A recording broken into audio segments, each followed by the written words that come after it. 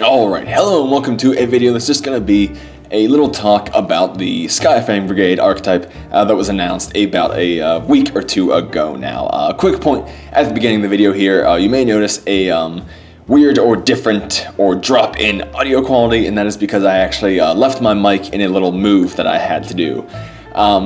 So I will be getting it back, but not until the end of the week. So for the next 3 videos, this one and the next 2 after it, the quality is going to be a little bit different just because I have to record the audio using my camera instead of my mic, which is a very weird setup and the first time I'm actually having to do that. So please bear with me on that. I apologize obviously for the drop in quality there, but we'll be back to usual after a week here. But anyway, so again, today we're talking about Skyfang. Which I really don't want to consider this a deck profile because the deck's not going to be coming out for probably a year here in the TCG. Knowing Konami, maybe even more. We don't, know what set we're getting it in, anything like that. I don't even think we have the rest of the set revealed in Japan yet. We just have this. So instead of this being a deck profile, I want this to be kind of more of just a talk about it, what I like, what I don't like, and kind of what I'm seeing about the deck. So if you don't know, we'll do a quick overview of them here. They're kind of like what most people would say would be Yosenjus and Magibolts, both combined into one. Now I say that because each of the normal summonable ones has an effect to special another Skyfang monster from hand, and their effects also activate when they are specials, or when another one is special summoned to your side of the field. So basically it has the kind of Magibolt activation requirement a little bit in like more of a monster form, and the Yosenju kind of one specials another kind of form, except not a normal summon thing. So it's kind of similar to those two, so kind of also kind of not. So it's not entirely new, but it is something very interesting, and a kind of new idea, which I do like that they're trying something kind of different here. So quick overview of the monsters. As I said, the level 4 or lower ones, the normal summonables have the effects to special. They also have their effects whenever another one's special summoned. So Blavo here gives them all 500 attack. Recon here pops a set card. Dampa here pops a face-up card, and Beat adds another one from your deck to your hand. So they all kind of have some utility effects there. But these are mostly all aggro effects here, down here. Beats kind of facilitates aggro and defensive plays, but your boss monsters, who are Wiz and Lafarl up here, Lafarl discards a Skyfang monster to negate a monster effect that does not destroy as well, and Wiz discards a Skyfang monster to negate a spell or trap card or effect, also does not destroy. They also have effects on summon. Wiz gives you life points 500 for each other Skyfang, and Lafarl has a kind of Pod Duality-esque effect, where for every other Skyfang monster you reveal the that many number of cards on the top of your deck and add one of them from your deck to your hand. So overall, it's not very strong, but we have some very cool effects, some cool ways to trigger them, even though they're some standard effects for the most part. They kind of activate in a way that we haven't really seen before, which is very cool. But past this deck kind of being, fun and interesting, there's really not much that's too great to say about it. The deck has some problems, you could say. The most glaring one is they're all different types and attributes except for Recon and Donpa. So we have, Fire Reptile, Wind Beast, Earth Warrior, Water Spellcaster, and Light Dragon. There's also a level 5 that I don't run. And that's just kind of an issue because you can't run any generic, type or attribute cards for them. You have to stick to entirely generic cards, which, as you can see at the bottom, we have, entirely generic cards. Rhoda, you could argue, isn't generic, but with how good the, level 4 lower warrior pool is, it's essentially a generic card. But none of those cards are like Allures or Trade-ins or anything like that. They're also all different levels as well. So this deck is locked out of using any type or attribute or level-based support, which does hold it back. That's definitely one of the problems with the deck, although it is a very cool, idea theme-wise, that it's, it's this kind of fantasy pirate archetype with, sky ships and things, so that's kind of this crew of all different types, which is definitely a very cool thing, almost lore-wise, but not playstyle-wise, and it definitely causes some issues for the deck. One thing you'll notice also is I'm maxing out on all the monsters, which doesn't seem like a very good decision. However, the deck out-resources itself extremely fast. Yeah, if you open a hand of 5 monsters, you could go ahead and actually summon, all 5 of them, which, would be pretty cool, but then you don't have any resources to resolve the effect of the big guys, you don't have any plays for next turn, So the deck out-resources itself in a very, very fast manner. It out-resources itself faster than really anything I've seen, for not much return. Like, you know, in some like Link spam deck, you completely out-resource yourself, but you have an extra Link and firewalls and tri-gates.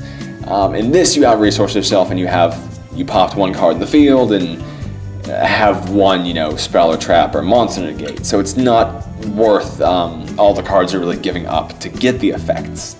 So we're maxing out on all the monsters because, you know, we need them to kind of chain summon into the rest of them. We need them to ditch for discard fodder, so we do have to have them in hands at all times, and that's why we're maxing out on them, which is another weakness of the deck. Now, interesting points on Instant Fusion and the, you know, whole Call the Haunted Brigade down here in, obviously back to the front and Call the Haunted each at 3. Now, I'm running each of those at 3 because one strong thing you can do with this deck is activate their effects on your opponent's turn, most notably Donpa up here. Because he pops a face-up card, if you have him face up on your opponent's turn, resolve a Call the Haunted back to the front, bring back one of your other Skyfang monsters, you can disrupt your opponent on their turn. So instead of just having a monster negate or a spell and trap negate, you can have, you know, that in addition to a pop, which definitely does add power to the deck along with some recovery that it's desperately needing. So we run 3 copies of Instant Fusion for Theseus and Thousand Eyes because they help us get monsters into the grave. You want to be able to keep either a Recon or a Donpa or a Beat. You want to be able to keep usually one of those 3 face up at all times with another one in grave. So Instant Fusion lets us make some synchro plays to get them in grave, and Thousand Eyes helps us facilitate link plays to get them in grave as well, so that we can always be resolving their effects on our opponent's turn.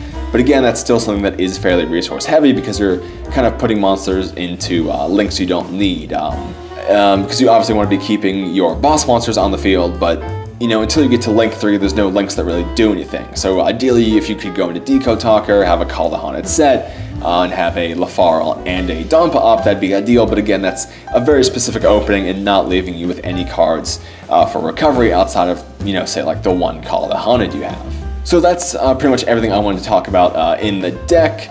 Obviously extracts, nothing special, you know, pretty standard stuff there, package for Scapegoat, things like that. So let's go ahead and get into some replays that showcase what I've been talking about here. Also, one more point quickly here before I actually start the replay. Obviously, because the boss monsters are more defensive and the little guys are more offensive, the deck also kind of lacks a more clear direction because it has this aggro and these defensive plays.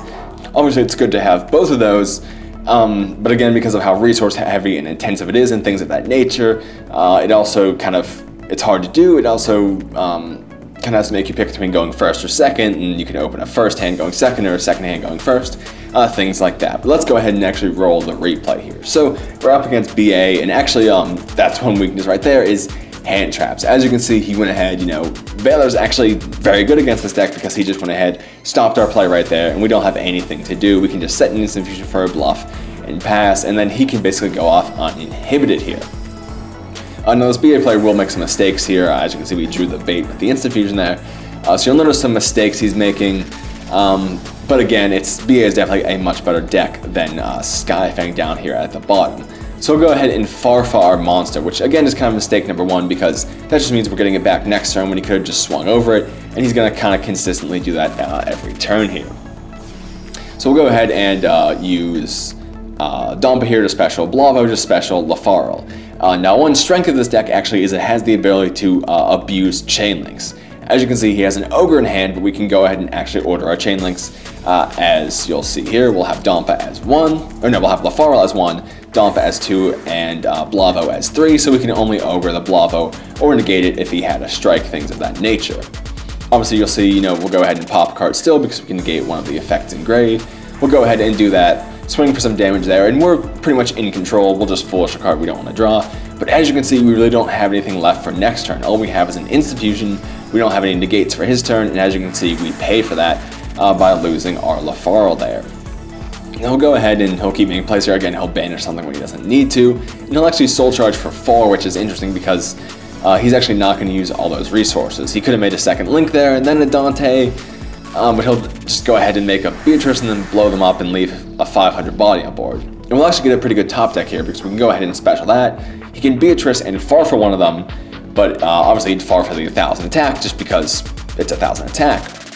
but we chose not to pop the Cherubini because it's only 500 attack.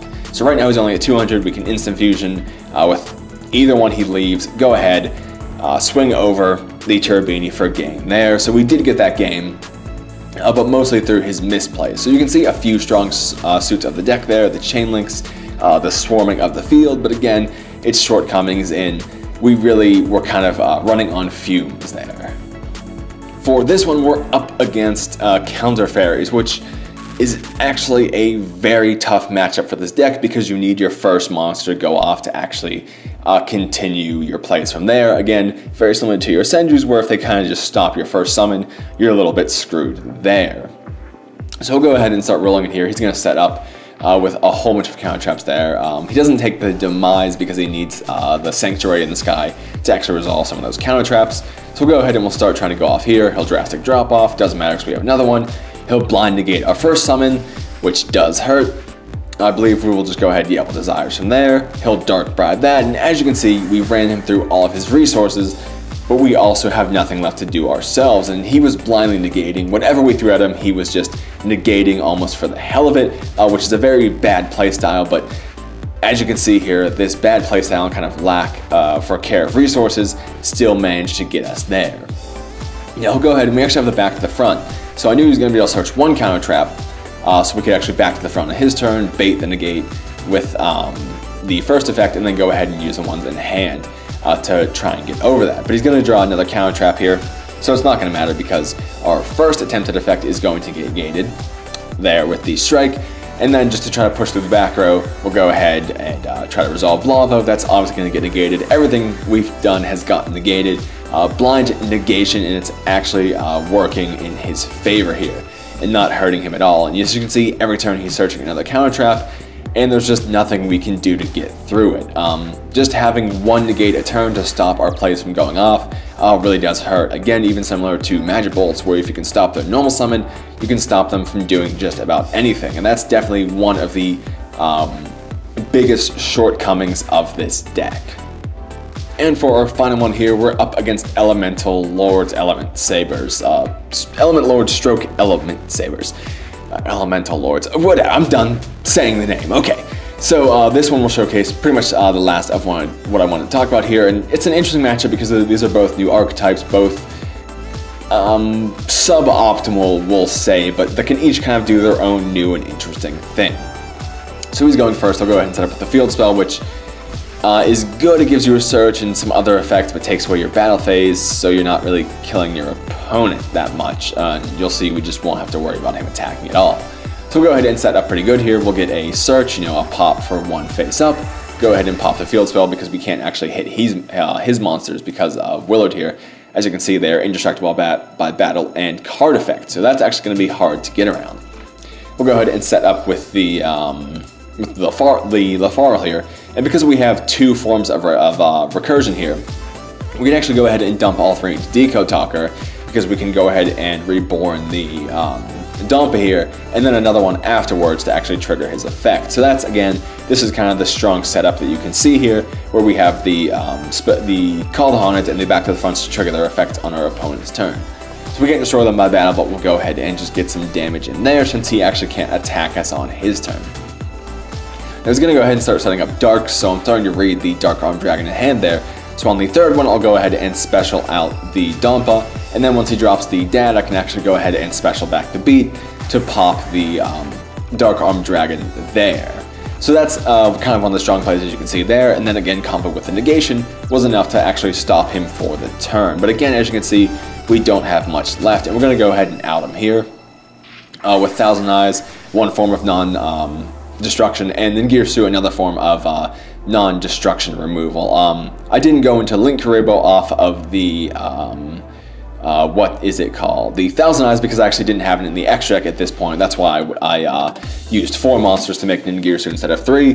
But as you can see, that kind of showcased another strong point of the deck, as well as just reinforcing the fact of the resources is definitely just such a huge problem in this deck. It's kind of the idea of if we were going up against anything better, anything, you know, stronger, we probably wouldn't have even gotten this far. They would have had something to stop, you know, the Decoder and Ningirsu, things like that.